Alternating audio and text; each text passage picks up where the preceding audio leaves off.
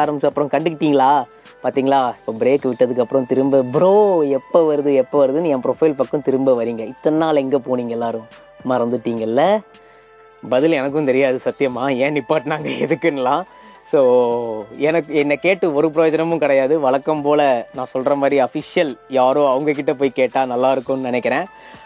But ஆனால் இது வந்து பேன் ஆகிடுச்சு அப்படி இப்படின்னு நிறையா பேர் வீடியோ போட்டுட்ருக்காங்க. அதெல்லாம் கிடையாது. It's a temporary break.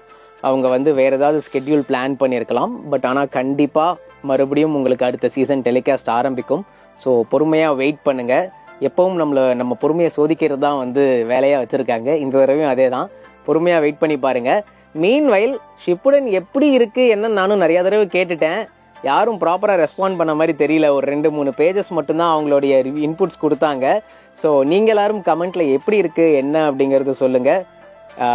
We will discuss in the comment section. Thank you.